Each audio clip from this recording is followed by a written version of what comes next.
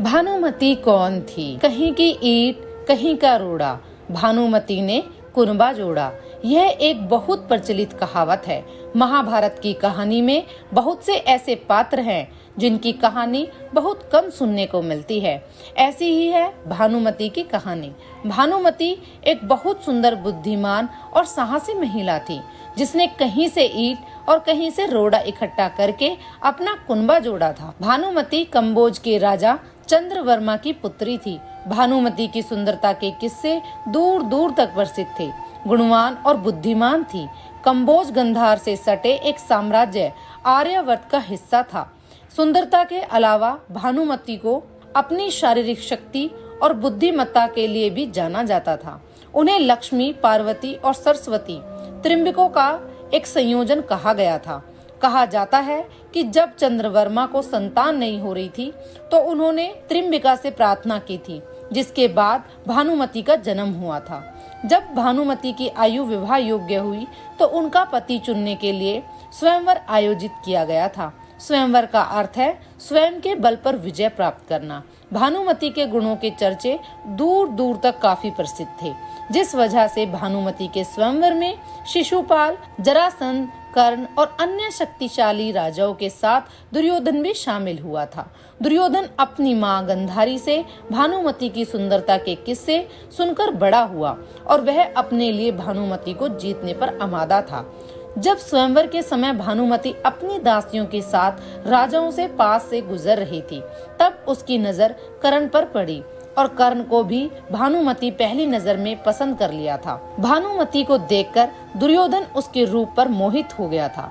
वह चाहता था कि भानुमति उसे ही वरमाला पहनाए, लेकिन जब भानुमति उसके आगे से गुजर गई तो वह क्रोधित हुआ और उसके हाथ से माला लेकर अपने गले में डाल ली। यह देखकर वहां मौजूद सभी राजाओं ने अपनी अपनी तलवारें निकाल ली। अपने कर्तव्य की भावना को देखते हुए कर्ण ने अपनी इच्छा को दबाते हुए दुर्योधन का भानुमति के पिता और उनकी सेना के खिलाफ बचाव किया, जिन्होंने दुर्योधन को चुनौती देने के लिए कदम बढ़ाया। दुर्योधन भानुमति का हाथ पकड़कर उसे महल के बाहर ले जाने लगा। उसने जाते हुए सभी को चुनौती दी कि कर्ण को परास्त करने के बाद मेरे पास आना। पराक्रमी कर्ण को देखकर जरासंध को छोड़कर सब लोग पीछे हट गए। जरासंध भी भानुमति से विवाह करना चाहता था। कर्ण ने उससे युद्ध किया और उसे हरा दिया। यह जरासंध के जीवन की पहली हार थी। वह कर्ण से बहुत प्रभावित हुआ और उसने उसका सहयोगी बनने की कसम खाई। कर्ण ने तुरंत जरासंध की वफादारी दुर्योधन को हस्तांतरित कर दी। इसी तरह जरासंध कौरवों का सहयोगी बन गया था। इस प्रकार दुर्योधन ने भानुमति का अपहरण कर लिया और उसे जबरन हस्तिनापुर ले आया।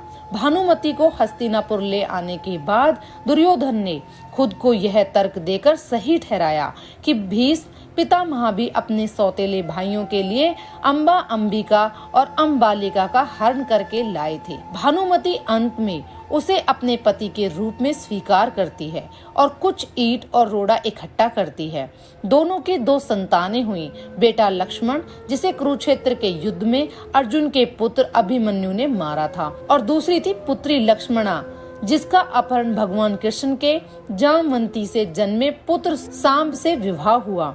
भगवान कृष्ण के पुत्र सांबा ने लक्ष्मणा से हुआ था। हालांकि युद्ध के बाद न तो भानुमति का पति बचा और न ही उसके सबसे अच्छे दोस्त कर्ण। इसके बाद भानुमति ने अर्जुन से शादी कर ली और इसी तरह भानुमति ने अपना परिवार बनाया। भानुमति ने कुनबा जोड़ा। इसी कारण ये कहावत बनी, कहीं की ईंट कहीं का रोड़ा, भानुमति ने कुनबा जोड़ा। भानुमति ने महाभारत में कोई बड़ी भूमिका नहीं निभाई।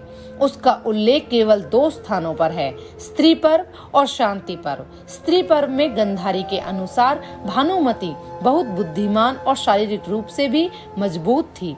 वह कुश्ती के लिए दुर्योधन का मजाक उड़ाती और चुनौती देती थी। दुर्योधन के साथ रहने के बाद वह बहुत बदल गई थी। गंधारी ने कहा था कि भानुमति अभी भी बहुत खूबसूरत महिला है, लेकिन अंदर से बहुत दुखी और टूटी हुई है।